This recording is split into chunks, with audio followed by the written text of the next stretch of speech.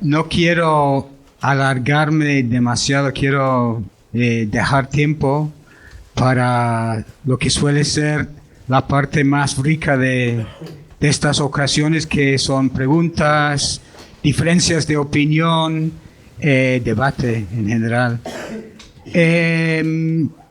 La emergencia climática ha golpeado con una fuerza especial en la zona del oeste asiática.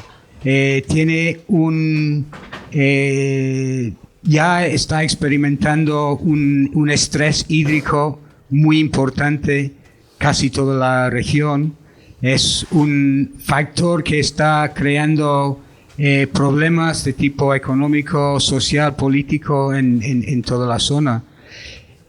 Pero hay que entender que el territorio histórico de Palestina está muy bien dotado de recursos hídricos. Es un tesoro de Palestina el agua que tiene, como se ve en este mapa, tiene dos acuíferos importantes, el acuífero de la costa y el acuífero de la montaña. Y además tiene el río Jordán, que fluye desde el Líbano, pasando por el lago Tiberíades y hasta el Mar Muerto. Y entonces Palestina no debería, o la población de Palestina no debería tener problemas para abastecerse de agua potable y de agua para el riego. Palestina siempre ha sido una tierra de mucho cultivo de naranjas, cultivo de olivas, etc.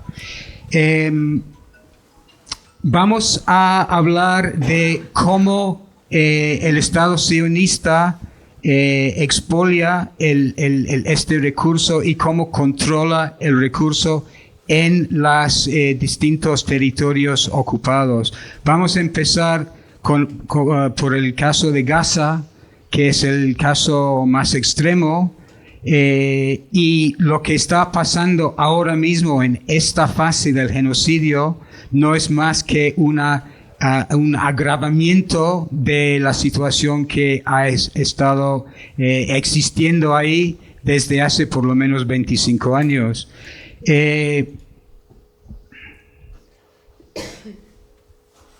El acuífero muy rico que yace bajo el suelo de la Franja de Gaza es un acuífero esencialmente muerto ahora, porque ha sido envenenado por las actividades del Estado sionista.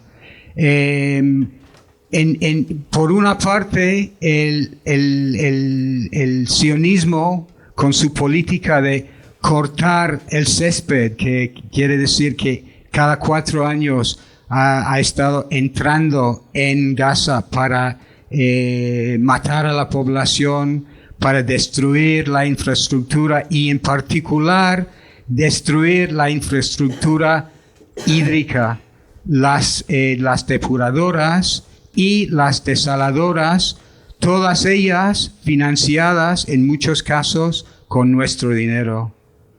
La Unión Europea, que apoya Israel sin condiciones, ha estado invirtiendo durante años en financiar infraestructuras hídricas que aportaría muchos beneficios a la población palestina, que Israel periódicamente y concienzudamente destruye. ¿Qué pasa con todas las aguas residuales que están ahí sin tratar, flotando y entrando en las aguas subterráneas? El resultado es que las aguas están contaminadas, y también hay una infiltración de agua del mar que hace que el agua no sea potable. Estamos hablando, las cifras que veis aquí son cifras anteriores al 7 de octubre del año pasado, anteriores a la actual fase de genocidio. Y estamos hablando de cifras realmente espantosas. El 95% del agua no es potable ni apta para usos domésticos. ¿Qué pasa? ¿Qué quiere decir esto? Que el 90% de la población palestina o de la población de Gaza, y estamos hablando de 2,3 millones de personas, están obligadas a comprar agua de camiones cisterna a un precio de oro. Es un negocio para Israel. O sea, privar a la población de Gaza de su agua, de su propia agua, resulta ser un negocio boyante para Israel. Y sacando beneficio del estado que ellos han creado, el estado lamentable que ellos mismos han creado en la franja de Gaza. Y luego el impacto obvio que esto tiene en la salud.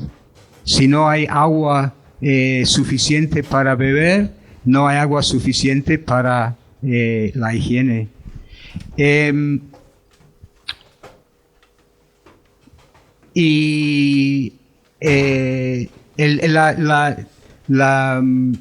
Si la situación era grave antes del 7 de octubre del año pasado, pues como podéis imaginar es mucho peor ahora. Hay ves imágenes de las cisternas, y lo que ha hecho el Estado sionista en los últimos 13 meses ha sido ir uno por uno destruyendo lo que quedaba de la infraestructura de agua. Y como sabemos, hay ahora una política expresa porque los políticos y los generales israelíes lo han dicho sin ningún tipo con claridad, que su intención es de utilizar la herramienta del hambre y sed para eliminar la población en el norte de Gaza. Y obviamente tienen planes para ampliar ese programa a todo el territorio. Si antes del 7 de octubre el consumo por persona día en Gaza era 2,3 litros, cuando el nivel mínimo para sostener la vida según la Organización Mundial de Salud es de 7 litros, podéis imaginar cuál era la situación. Y ahora esa situación ha empeorado. Obviamente con un impacto aún peor en cuestión de higiene, en cuestión de enfermedades infecciosas y hasta muerte directamente por sed. Bueno, ahora sí vamos a hablar de la situación en Cisjordania. Cisjordania tiene su propio acuífero, el acuífero de la montaña. Lo que pasa es que desde la ocupación de Cisjordania y sobre todo después de la firma de los acuerdos de Oslo en los años 90, Israel ha conseguido el control absoluto sobre esos recursos. Y la población palestina no puede simplemente cavar un pozo o simplemente usar las fuentes naturales. Eso está controlado y prohibido por las autoridades palestinas. El resultado es que con todo ese agua subterránea, Israel utiliza 10 veces, o cada persona israelí utiliza 10 veces más de ese recurso que la población palestina. Y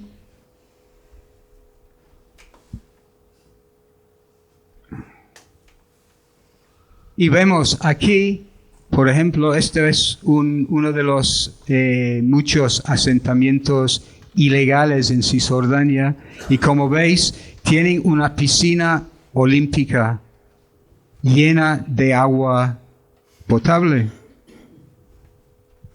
Y entonces tenéis una población de colonos israelíes viviendo un tren de vida típico del sueño norteamericano, y la población autóctona que sobrevive con la 10ª parte de los recursos hídricos.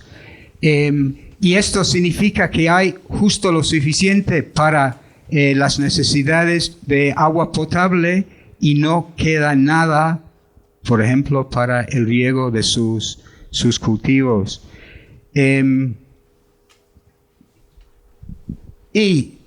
Encima, el sistema de suministro de agua potable en Cisjordania funciona de la siguiente manera. Con suerte, en una ciudad como Hebrón o Jenin, habrá 2 horas de agua a la semana, 2 o 3 o 4 horas de agua a la semana. Entonces, ¿qué tienen que hacer? Tienen que llenar estas cisternas que todas las casas tienen en los tejados.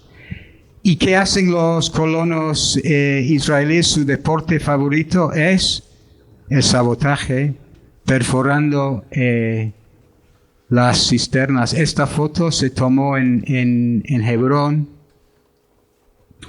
y donde en la ciudad antigua la población tiene que convivir con vecinos psicópatas, los colonos ultrasionistas.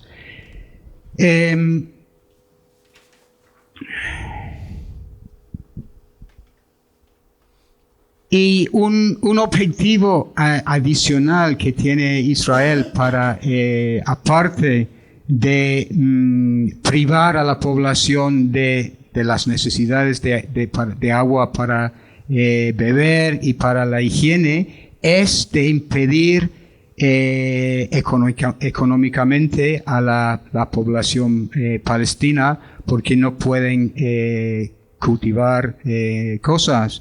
Eso se calcula que si la población de Cisjordania tuviera acceso a recursos de agua para los cultivos, eso significaría más o menos $700 millones al año. Es una política, es un uso claro del agua como herramienta para empobrecer y para controlar la población autóctona. Y hay una cosa adicional, igual que en Gaza, en que hay un mercado cautivo para los camiones cisternas vendiendo agua de Israel. En Cisjordania, lo que quiere hacer el gobierno israelí es crear escasez para que la población palestina compre a precio de oro agua desalada, porque Israel, otra vez, con ayudas millonarias de nosotros y nosotras, la Unión Europea ha subvencionado. Es increíble cómo es posible que la Unión Europea haya decidido gastar el dinero de los contribuyentes en construir desaladoras en Israel. Lo que pasa es que hay desaladoras tan grandes y con tal capacidad que no hay suficiente mercado. La población israelí, la población sionista, no quiere pagar precios altos para el agua desalada porque tienen otras opciones.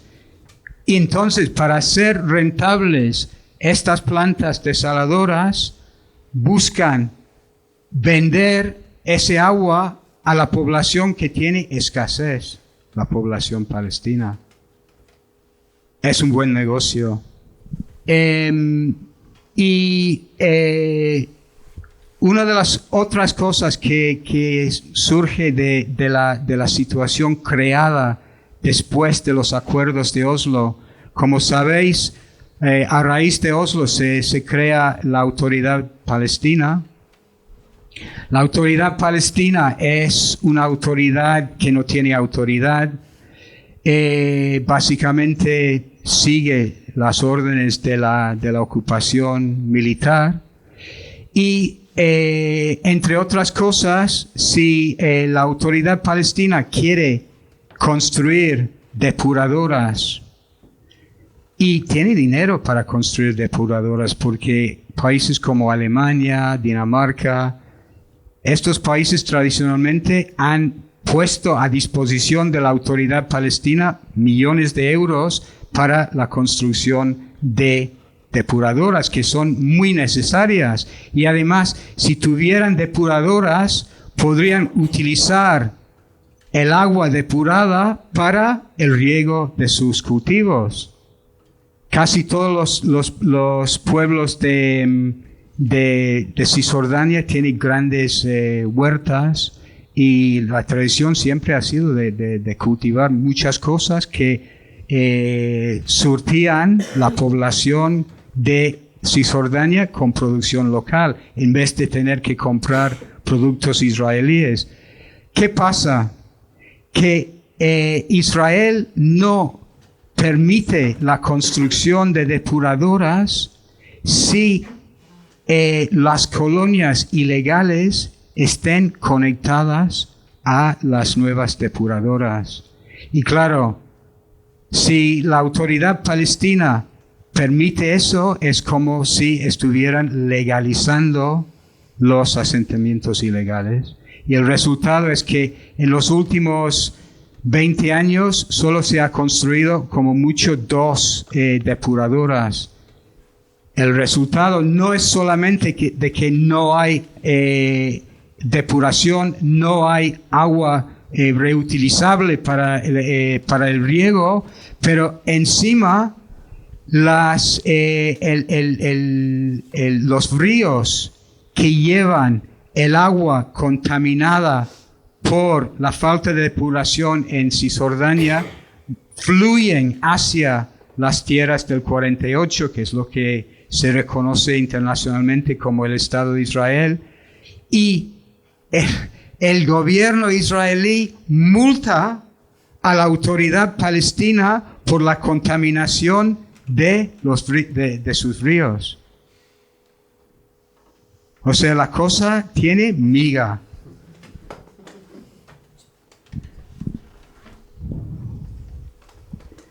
Y encima, y esto es algo que yo he presenciado personalmente cuando estuve ahí, como los asentamientos no tienen depuración de aguas fecales, ¿qué hacen los asentamientos?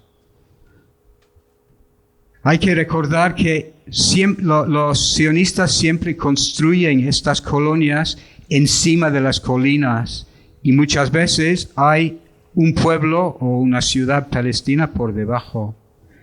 Y estuve en un pueblo que se llama Wadi Fakin, que está muy cerca de Belén, muy cerca de la línea verde que separa a Cisjordania de los territorios del 48, y yo vi cómo este asentamiento estaba virtiendo una torrente de aguas fecales que caen encima de la huerta del pueblo. Y todo, claro, toda su producción está contaminada, y ellos utilizan las verduras y las frutas contaminadas para su uso personal, pero no pueden hacer lo que siempre han hecho tradicionalmente, que es llevar su producción al mercado en Belén o en años anteriores en Jerusalén. Y eso es una práctica común. Simplemente cagar encima, que literalmente están, la población colonia está literalmente cagando encima de la población palestina. Ahí hay un mapa. Esta es la línea verde. Este es el pueblo palestino y este es el gran asentamiento que está arriba en las colinas.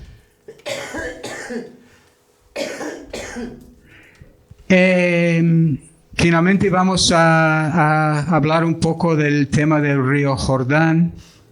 Según el derecho internacional, la población palestina tiene derecho a una cuarta parte de este río. Es un río internacional, entonces por acuerdo internacional, yo creo que del año 54, los recursos superficiales del río se dividen entre Líbano, Jordania, Israel y Cisjordania.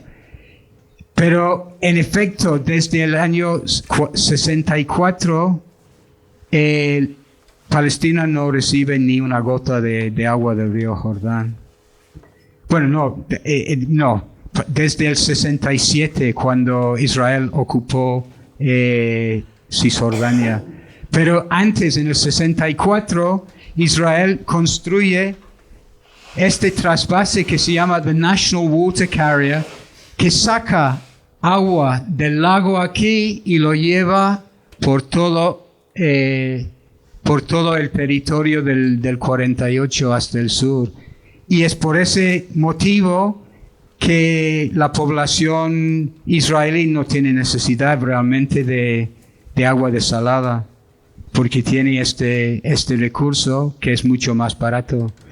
Esto es una foto del año 64 cuando estaban construyendo el trasvase. Obviamente hicieron eso sin consultar con nadie, eso era como una decisión unilateral para hacerse de todo el agua del río Jordán. Bueno, lo poco que fluye por el río pasa aquí por Cisjordania, obviamente. Lo que pasa es que Israel ha cerrado toda la ribera del río a la población palestina. Y ahí es donde se encuentran la gran producción de dátiles, por ejemplo. El producto israelí que se vende aquí por excelencia son los dátiles Medjool.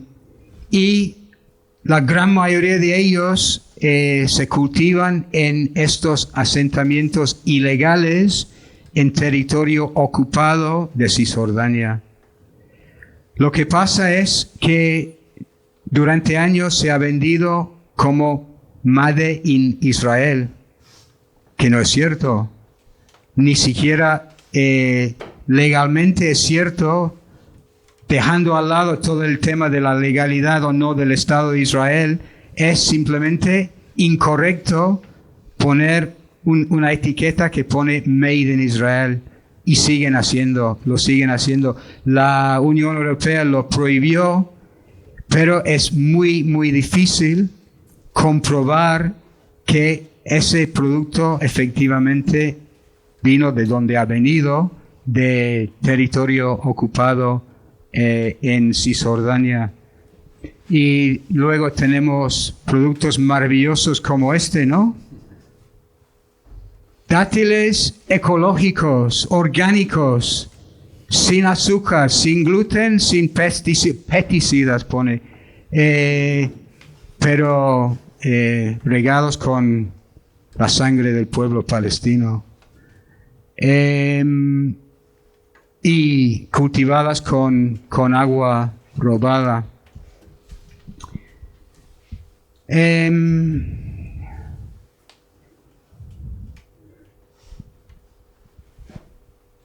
Así que, para resumir un poco, como veis, el agua es una herramienta bastante fundamental para todo el sistema colonial israelí. Y la existencia y la importancia del recurso hídrico es un motivo más para estar convencido de que la solución de 2 estados nunca verá la luz del día, nunca. Porque permitir la creación de un estado palestino en Gaza y en Cisjordania para Israel sería abandonar el control de este recurso hídrico. Y eso para los sionistas es algo realmente impensable, porque crearía un gran problema de suministro para la población israelí. Y tomando en cuenta la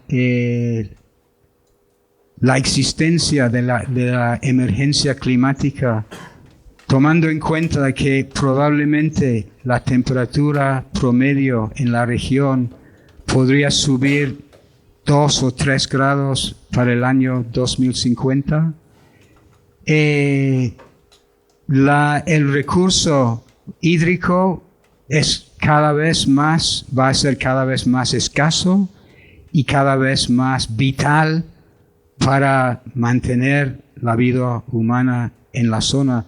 Y la única forma de gestionar bien este recurso es con cooperación, colaboración y no utilizando los métodos que lleva utilizando el Estado israelí en estos últimos 76 años.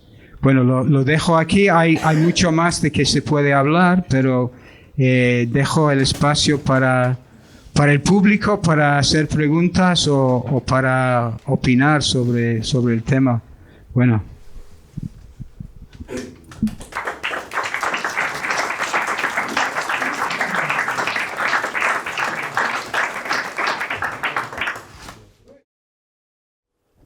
Bueno, no hemos hablado o no he hablado del tema de la resistencia palestina, que es un elemento importante. Como muchas sabéis, los y las palestinos tienen un dicho: existir es resistir. Y para la población palestina, el tema del agua es una de las cosas que hace la existencia más difícil. Pero yo he visto, en mi propia experiencia, he visto ejemplos de esta capacidad de resistencia en condiciones muy extremas. Vimos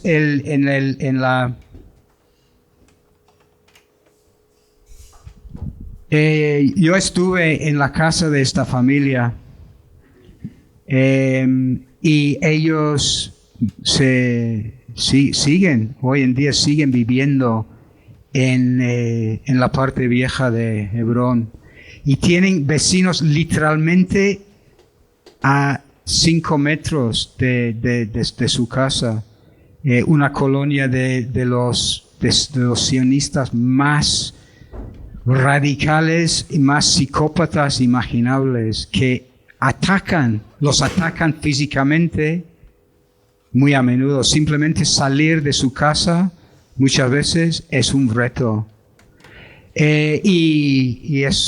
Eso es lo que pasó con las cisternas de agua. La supervivencia para esta familia es algo que es muy difícil de concebir desde fuera. Hay que estar ahí para ver y para entender la situación tan extrema. Y me llevaron ahí para conocer a la familia, la gente de Al-Haq, que es una organización de derechos humanos que me ayudaban cuando yo estaba escribiendo un artículo sobre el tema del agua. Y no solamente habían hecho eso, sino les habían cortado las tuberías que llevaba agua a la casa. Aguantaron, se negaron a abandonar su casa. Finalmente, con ayuda extranjera, volvieron a conectar el agua a la casa y ahí siguen. Pero en unas condiciones realmente terroríficas. Yo cuando salí ese día de Hebrón me sentí muy mal, que yo estaba saliendo de ahí, tenía posibilidad de salir y esa gente vive con esa presencia constante de personas que, como hemos visto, todo el mundo ha visto ahora la capacidad de los colonos para matar y disfrutar matando. Y luego me llevaron a un pueblo al sur de Hebrón, en las colinas de Hebrón. El ejército israelí había destruido su pueblo entero. Habían declarado, una de las cosas que hacen es declarar una zona de interés arqueológico. Y con esa declaración tenían el papel necesario para simplemente llegar un día con excavadoras y destruir el pueblo entero. Todas las casas. La mayoría de los hombres del pueblo, cuando yo fui ahí, estaban encarcelados. Simplemente habían llegado, como igual sabéis, la detención administrativa, una ley heredada del colonialismo británico en Palestina, permite a las autoridades israelíes a simplemente ir a tu casa, estás durmiendo en casa, te sacan de la cama y te meten en la cárcel y te pueden dejar 6 meses. Después de 6 meses, el mismo día que sales, pueden renovar la detención administrativa y meterte 6 meses más. Pues no había hombres cuando yo fui ahí, había mujeres y niños. Y se habían negado a dejar sus tierras porque tenían olivos ahí. Y cuando estuvimos, estaban en la recogida de los olivos.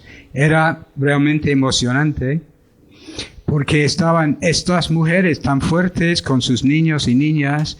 Había furgonetas del ejército, de la policía alrededor, y ellas seguían ahí pegadas a su tierra. Estaban viviendo en tiendas. Y esto es otro hecho surrealista. El ejército israelí habían venido un día y habían descubierto que estaban usando una pequeña cueva como cocina. Y el ejército llegó con explosivos y voló la cueva. Voló la cueva. Y por la tierra de esta gente pasó una tubería de agua para llevar su agua, el agua palestina, a un asentamiento ilegal. Y ellos que tenían sus cultivos y su huerto de olivos, no tenían derecho a sacar el agua de la tubería que fluía por su propia tierra. Menciono eso como ejemplos de lo que significa la resistencia.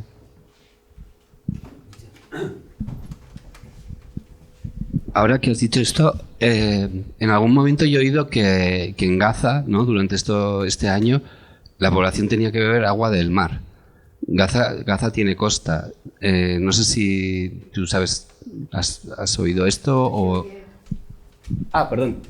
Que le pregunto que a lo largo de este año se ha comentado que que lo que ha tenido que hacer la población de Gaza para sobrevivir, entre otras cosas, es incluso beber agua de mar, ¿no? Y ya que Gaza tiene costa, tiene acceso al mar, pero tiene alguna, ¿tú sabes si la población de Gaza tiene posibilidad de desalar ese agua?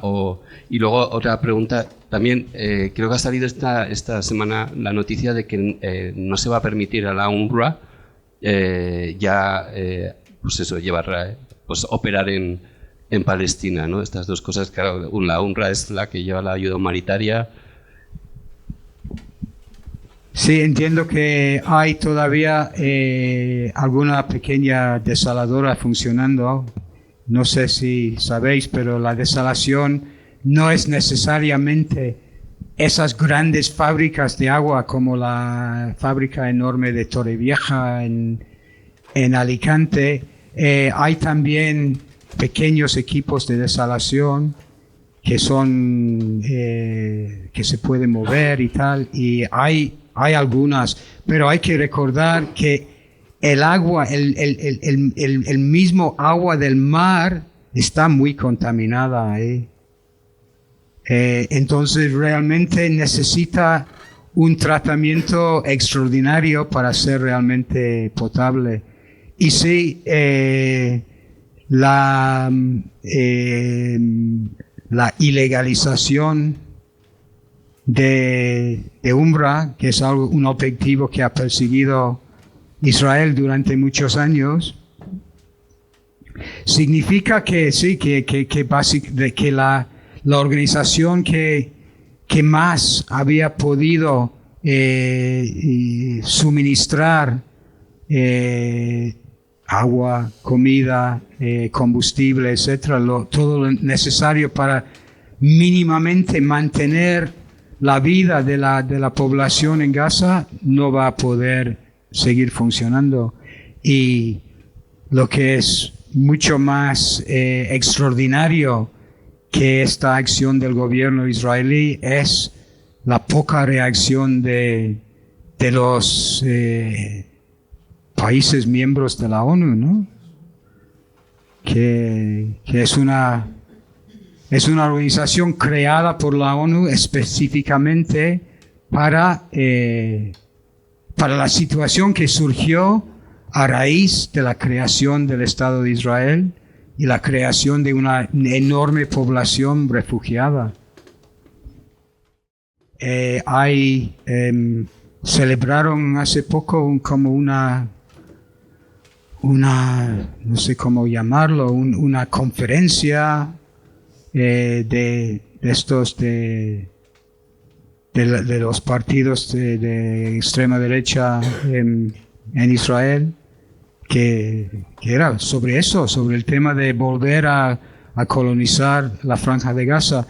No sé si la mayoría de la gente sabe que antes había colonias, había asentamientos en Gaza, y el entonces primer ministro Ariel Sharon decidió que sería más barato y más fácil controlar Gaza como una cárcel al aire libre, y sacó los asentamientos en el 2005, si no me equivoco. Y después de sacar los asentamientos, rodeó toda la franja con una verja y con muros, y convirtió la franja en cárcel. Y desde 2006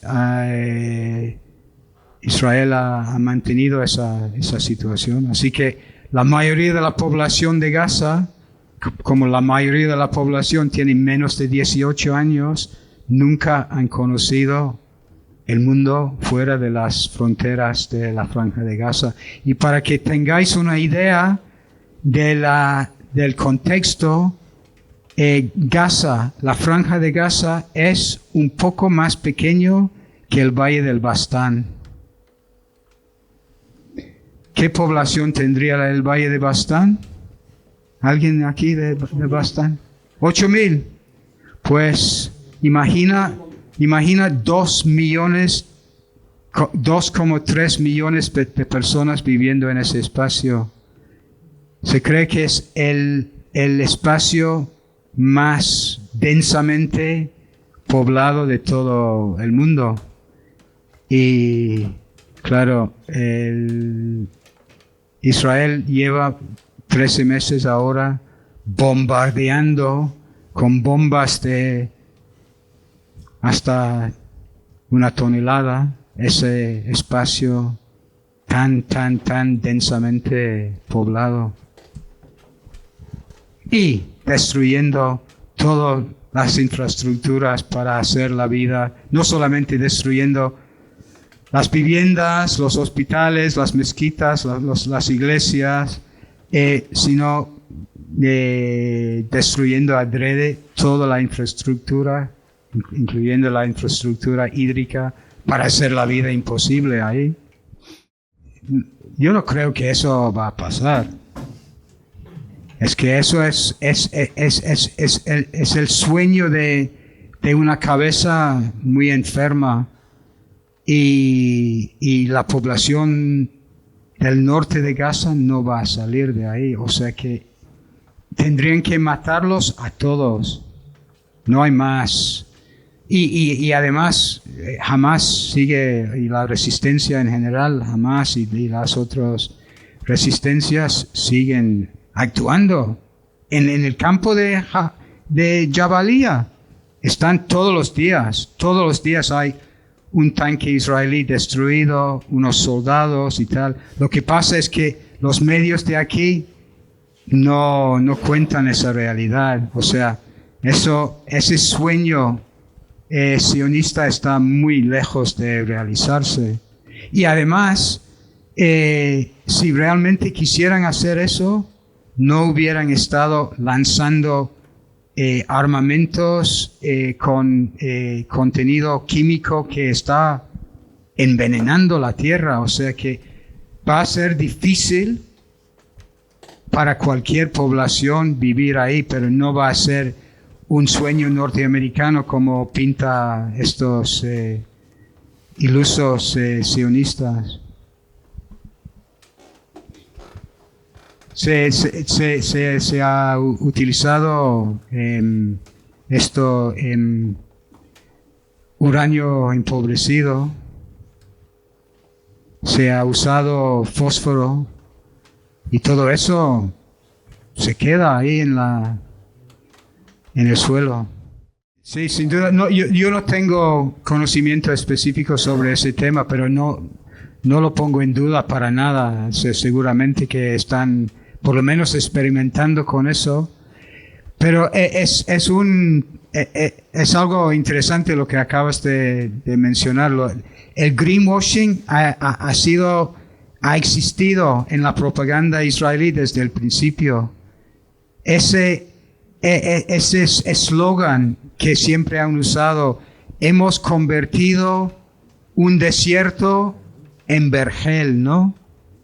Que es igual de mentira que el eslogan: un pueblo sin tierra para una tierra sin pueblo. Palestina siempre era un vergel. Y mucho antes de la existencia del Estado sionista, Palestina estaba exportando naranjas de Jaffa. Y la existencia el olivo es el mismo símbolo del pueblo palestino, y es como el colmo del cinismo que los sionistas hayan robado el agua palestina, y luego para decir: estos salvajes que vivían como beduinos en el desierto, y nosotros hemos llegado y hemos convertido lo que era desierto, usando, claro, los conceptos orientalistas que mucha gente en el occidente tenía de Palestina, esa idea del desierto con camellos y tal.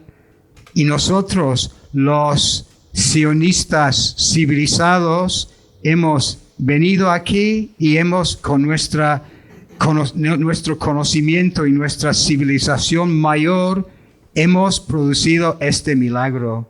Y eso es un elemento muy fuerte de la propaganda sionista y es el greenwashing antes de que existiera ese término. Es muy interesante. Y hemos visto, por ejemplo, cómo utilizan el tema de la producción ecológica para vender un producto que es todo menos ecológico. Desde el principio, el sionismo ha buscado la eliminación de la población autóctona. David Ben Gurion, el primer ministro del Estado de Israel, dijo públicamente: tenemos que deshacernos de los árabes.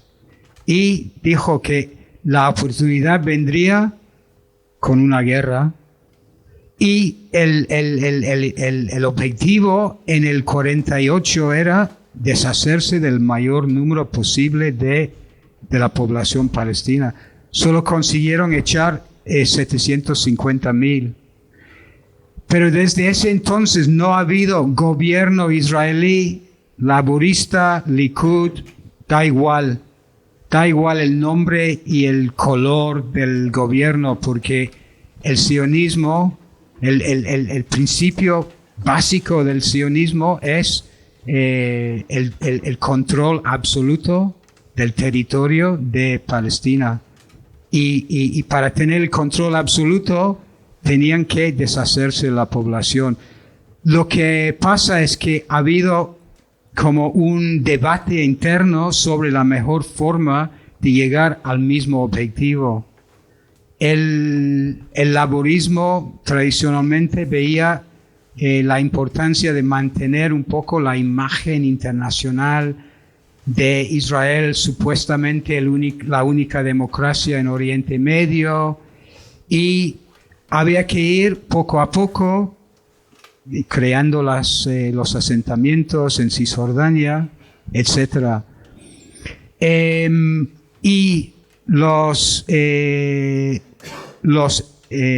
ultras que están en el poder ahora es la parte de la población que siempre han creído que la mejor forma es una solución final al estilo nazi. Y no es un secreto, porque ellos lo reconocen públicamente. Eso es lo extraordinario. Hay un caso en el Tribunal Internacional, en la Corte Internacional de Justicia, sobre el genocidio en Palestina, y los políticos y los generales israelíes siguen demostrando que ellos quieren llevar a cabo un genocidio. ¿Y por qué? Porque ellos creen que el patrocinio de Occidente les va a permitir llevar a cabo este plan. Y hasta ahora parece que está funcionando. Lo que no se toma en cuenta, y mucha gente no sabe porque los medios occidentales se encargan de esconderlo, hasta los mismos medios financieros como The Financial Times, Wall Street Journal, no cuentan la verdad a sus lectores, que son, a fin de cuentas, los inversores. No quieren contarles la situación desastrosa de la economía israelí. O sea, que ha llegado un momento en que la importancia estratégica de Israel está por encima del dinero. Y eso es mucho decir. Normalmente el dinero manda, ¿no? Pero en este caso, estos medios están mintiendo a sus propios lectores, porque no se puede sacar públicamente el estado desastroso de la economía israelí. No aguanta, no puede aguantar. Lo que pasa es que Netanyahu y su gobierno no tiene marcha atrás. No quiere dar marcha atrás y no pueden dar marcha atrás.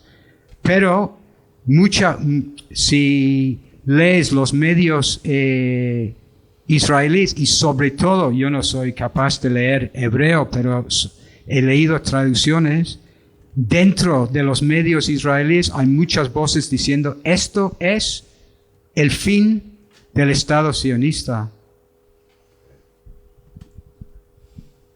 Cada día que pasa matan a cientos de personas inocentes. Pero no es la primera vez que el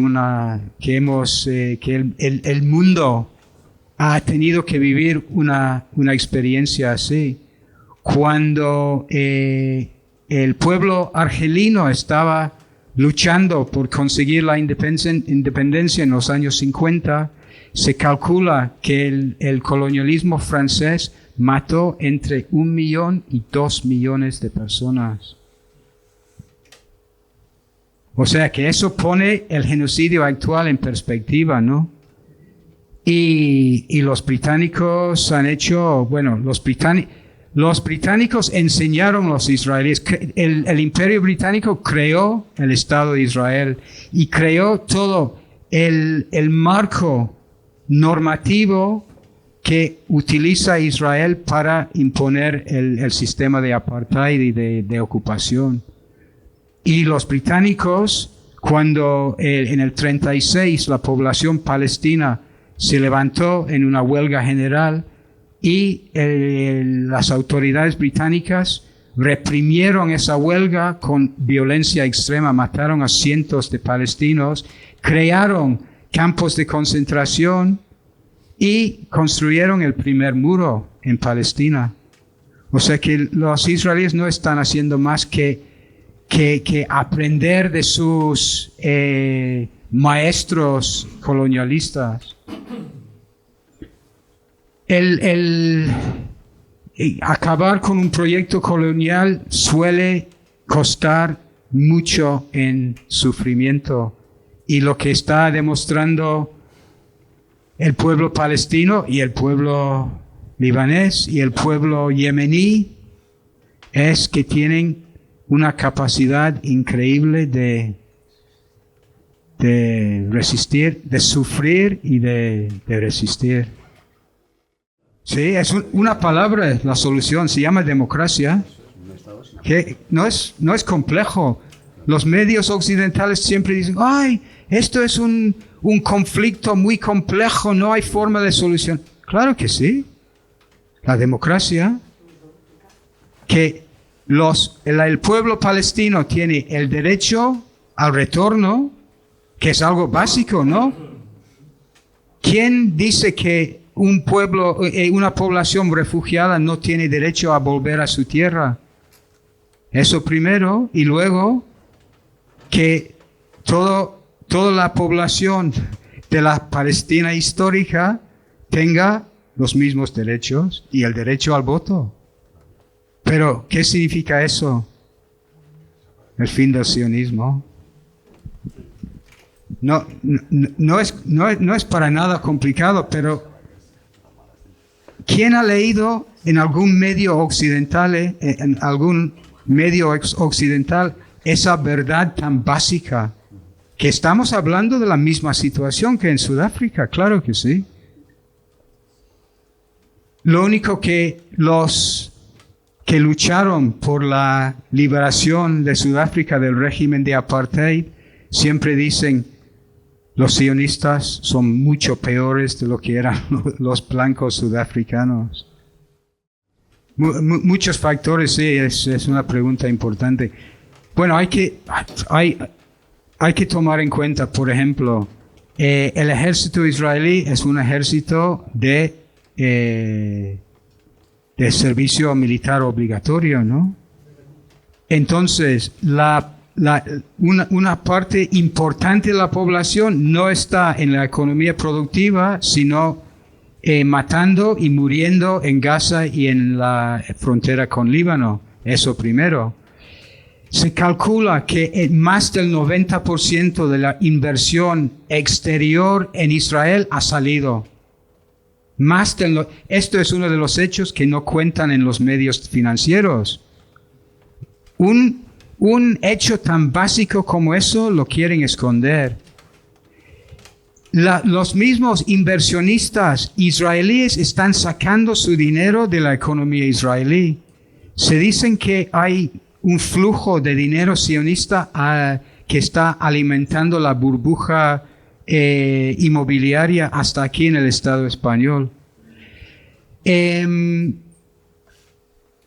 Todo el norte de la Palestina ocupada, los territorios del 48, toda la zona fronteriza con Líbano está deshabitada de población civil y llevan más de un año viviendo fuera de sus casas.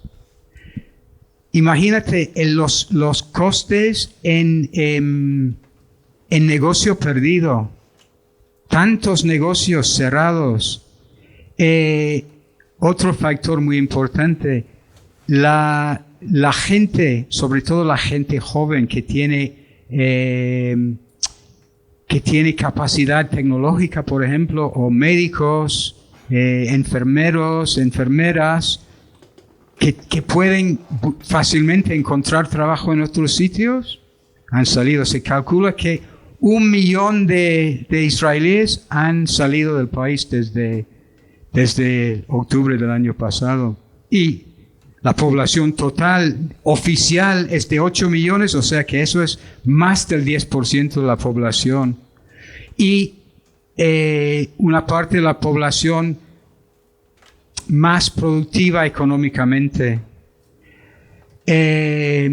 Lo mismo en el sur. El sur, lo que llaman ¿cuál es la palabra? El arco, no, pero todas las colonias alrededor de la Franja de Gaza también están despobladas desde hace un año. O sea que el norte y el sur de Israel despoblada de colonos. ¿Qué otros factores?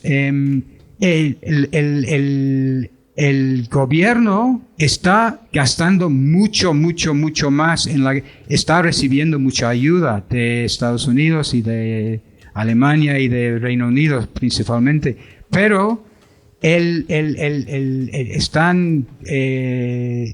con un déficit increíble. Están gastando mucho más de lo que el gobierno obtiene a través de los impuestos. Obviamente, la recaudación de impuestos ha bajado de manera dramática. Y entonces, ¿cómo financian la guerra? Tienen que financiar la guerra con préstamos, en el mercado de préstamos. Pero están obligados a pagar unos niveles de interés astronómicos, porque la perspectiva económica del país es tan negativo. La gente que presta dinero no es Madre Teresa. O sea que ellos quieren sacar sus beneficios. Y la economía israelí, la fuerza de la economía israelí estaba en estas empresas, pequeñas empresas tecnológicas. Y esa industria está saliendo en masa de Israel. Intel, que es una de las empresas más grandes de Estados Unidos, tenían planes de invertir $20,000 millones en crear una nueva fábrica en Israel. Proyecto abandonado. Lo que comentas puede ser temporal, en algún momento la guerra tendrá que parar. Y esto que comentas parece más circunstancias por la guerra, ¿no? Que algo a largo plazo. ¿Hay vuelta atrás?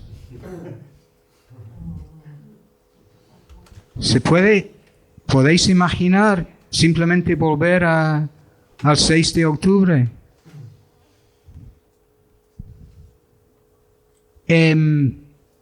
Los aliados, porque son aliados, los aliados de Israel en los países árabes, estamos hablando de Egipto, de Jordania, de Arabia Saudí, de los Emiratos principalmente, que algunos ya habían hecho acuerdos de normalización con Israel, pero con lo que ha pasado este último año, para Arabia Saudí, por ejemplo, sería simplemente imposible. Imposible. Y han dicho que sin un Estado palestino, ellos no firman un acuerdo de normalización con Israel. Y el Parlamento de Israel, el Knesset, ha votado la ilegalización de la solución de los dos estados. Así que ahí no hay nada que negociar. El problema, los Emiratos, por ejemplo, tienen más los dictadores reales de los Emiratos tienen más libertad para cometer barbaridades porque realmente no tiene población propia. Algo así como el 80% o más de la población de los Emiratos son esclavos traídos de fuera. Pero Arabia Saudí tiene una población autóctona importante que está viendo, aún con una versión sesgada, está viendo lo que está pasando en Gaza, en Cisjordania, en Líbano. Y ni siquiera el psicópata el príncipe heredero sería capaz de llegar a un acuerdo con Israel. Y yo creo, no sé cómo opináis vosotros. Yo creo que el concepto que tiene de Israel, la opinión pública, si se puede hablar de esa cosa, en Occidente, puede volver a ser lo que era antes, a pesar de todas las capas de propaganda que nos echan encima sobre la única democracia en Oriente Medio, jamás terrorista y todo lo demás. Pero yo creo que no. Y una de las señales de eso es la reacción. No lo vemos aquí. No sé si la gente está consciente de cuál es la situación en otros países europeos. Yo nací en Escocia. En el Reino Unido, el gobierno tiene un terror de la opinión pública, a tal punto que periodistas que escriben sobre Palestina, que escriben la verdad sobre lo que está ocurriendo, están recibiendo un tratamiento realmente extraordinario. Para dar solo un ejemplo, porque son 3 los que han sufrido cosas extremas en los últimos 2 meses. Pero un ejemplo, una mujer de edad mediana que vivía en un pueblo en el condado más rural de Inglaterra.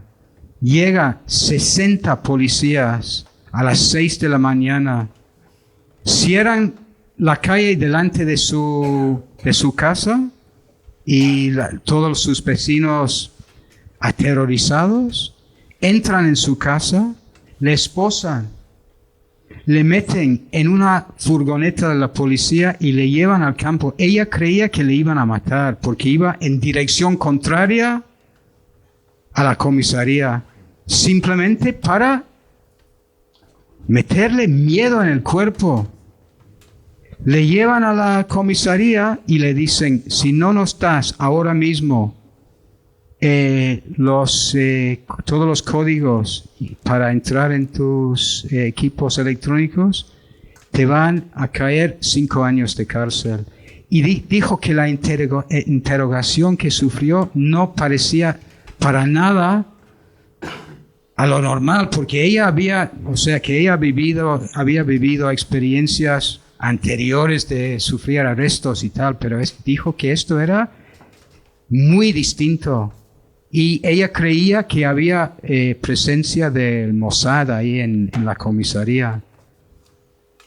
Pero ella es solamente y luego cuando volvió a casa, su casa había sido destrozada, las cenizas de su madre tiradas al suelo, y su único crimen era escribir sobre Palestina. ¿Qué nivel de miedo tiene el gobierno británico si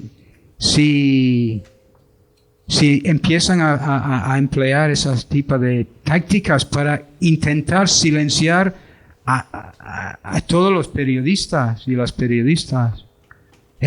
Para mí es algo que me resulta difícil de creer que algo así está pasando ahora allá, pero tienen una ley antiterrorista que simplemente escribir sobre Hamas, por ejemplo, las menciones que yo estoy haciendo de Hamas ahora, yo lo pensaría 2 veces si estuviera allá.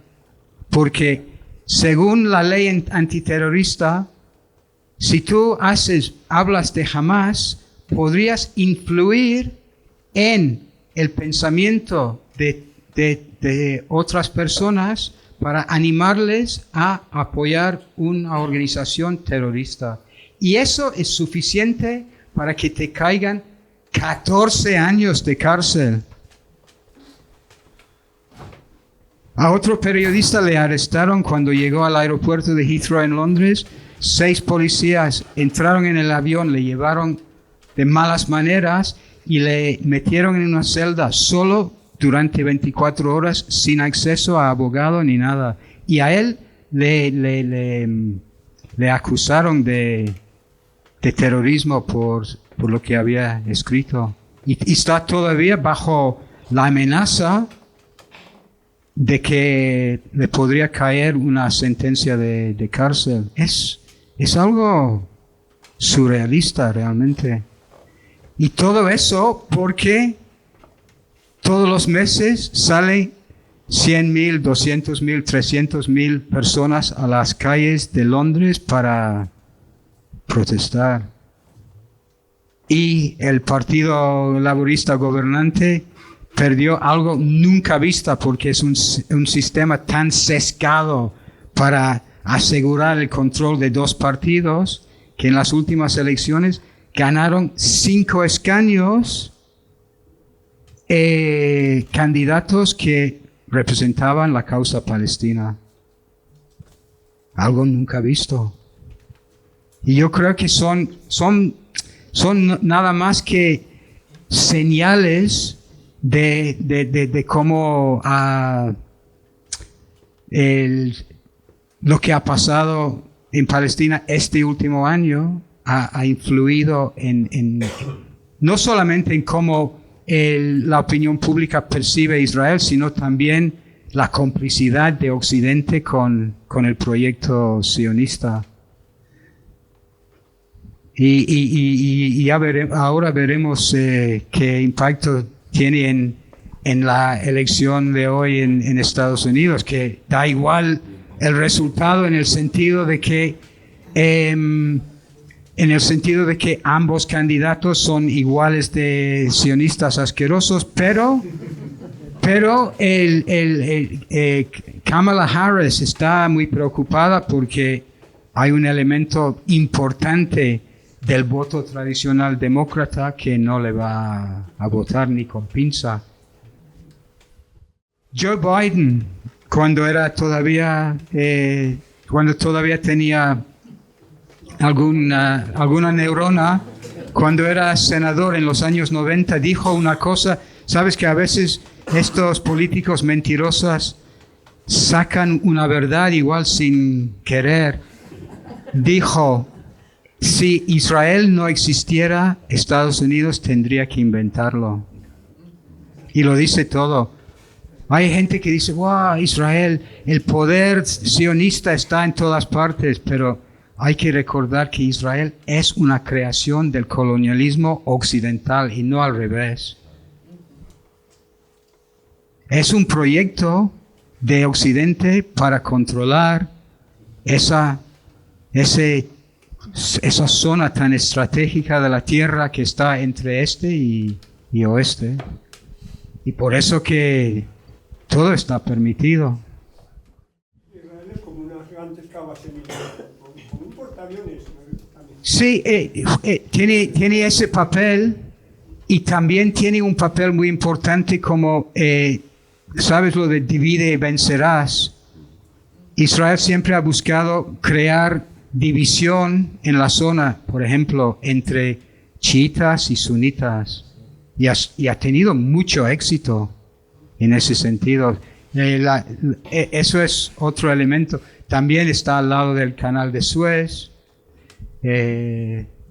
Está donde antes salía todo el petróleo de Irak. Está, o sea que el comunicado de hoy en la plaza no mencionaba este elemento de que el Imperio Británico quería crear el Estado de Israel por unos propósitos muy amplios.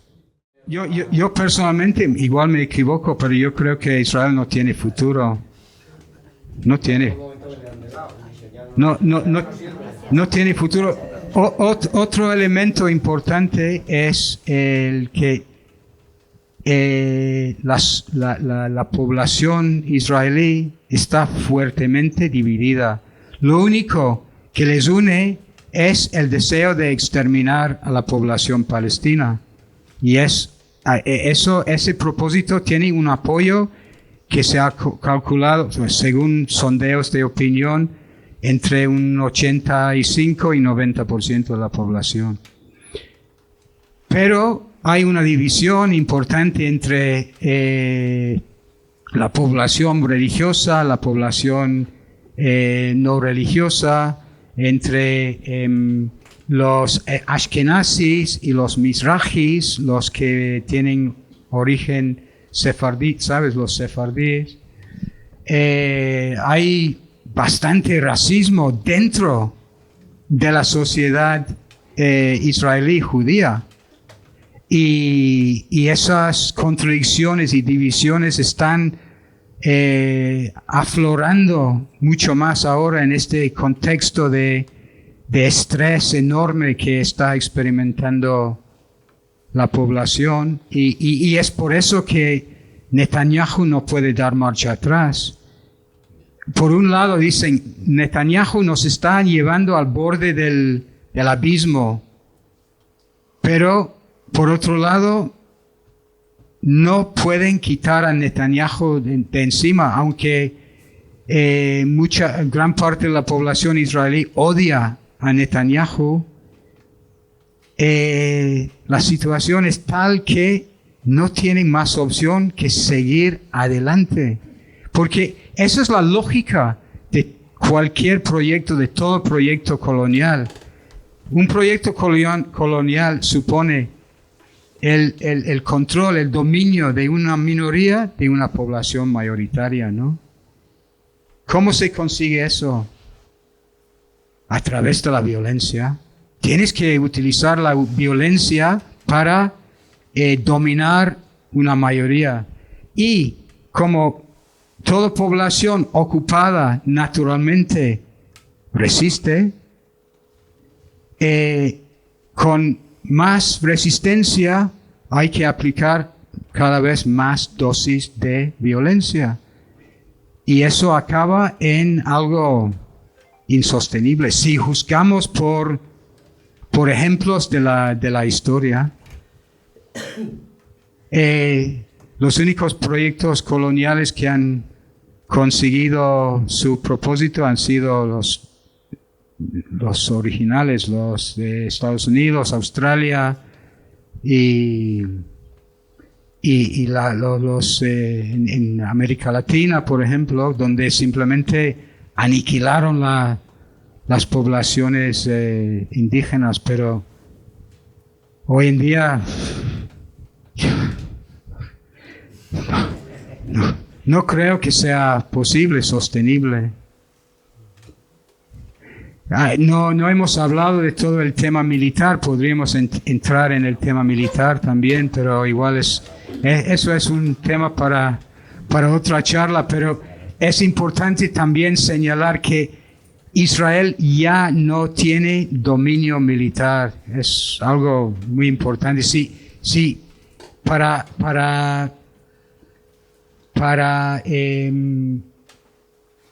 juzgar si Israel tiene futuro es un elemento importante, que hasta ahora Israel ha tenido la seguridad de saber que puede aplastar militarmente a todos los pueblos y todos los países a su alrededor, pero eso se acabó. Pero como dije antes, no es la primera vez que esto haya pasado. Lo que es nuevo es el nivel, igual lo que es nuevo es el nivel de contestación, porque hoy en día tenemos TikTok y Instagram y todas las redes sociales que cortocircuitan hasta cierto punto la propaganda que nos quiere imponer los medios masivos. Y como resultado tenemos conocimiento, aunque no quisiéramos muchas veces. Tenemos conocimiento sobre exactamente lo que está pasando en Gaza, exactamente lo que está pasando en Líbano, en Cisjordania, en Yemen. Sabemos, tenemos acceso a esa información, que cuando pasó la masacre de la población argelina, no existían esos medios. Francia controlaba absolutamente toda la información que llegaba de Argelia sobre lo que estaba pasando en Argelia. Bueno, aparte del famoso, de la película tan maravillosa que hizo el director italiano, ¿cómo se llama? Pontecorvo, sobre, ¿cómo se llamaba esa peli? De Argel. 43.000 no es la cifra exacta. Se calcula que hasta 200.000 personas. Se calcula que realísticamente los sionistas han matado un 10% de la población. No todos con balas y bombas, sino también enfermedades infecciosas. Y bueno, no es cierto decir que no haya salido nadie. Lo que pasa es que para salir de Gaza tienes que tener pasta, porque hay que pagar sobornos a los oficiales egipcios para salir. Hay un gran negocio que están haciendo ¿sabes? El ejército corrupto y egipcio con el sufrimiento del pueblo de Gaza. Pero, y es difícil realmente poner cifras, pero estamos en contacto con el doctor Mohammed, que es el director del último hospital semifuncionando en el norte de Gaza. Y hay gente ahí. Él se niega, él y su equipo se niega a evacuar el hospital bajo órdenes israelíes, porque dicen que tenemos pacientes aquí, más pacientes llegando todos los días. Y hay vídeos de gente en el norte de Gaza que dicen, no vamos a salir jamás. No vamos a salir. Anima a la gente a ir salir de Israel, pero justo a ir ahora a vivir en un asentamiento, no creo que haya muchas solicitudes. Igual te toca ir al ejército. Y el nivel de enfermedades mentales, no solamente en la población movilizada, sino en la población en general, está por las nubes. O sea que los genocidas también pagan un precio al final. Esas cosas, bueno, ya hemos visto en otros conflictos coloniales lo que pasó con los soldados yanquis cuando volvieron de de Vietnam, pues se puede imaginar que eso está pasando ahora mismo en Israel, pero en una escala mucho más grande. Espero que vais a salir con un poco de esperanza también. Bueno, mi esker, soy.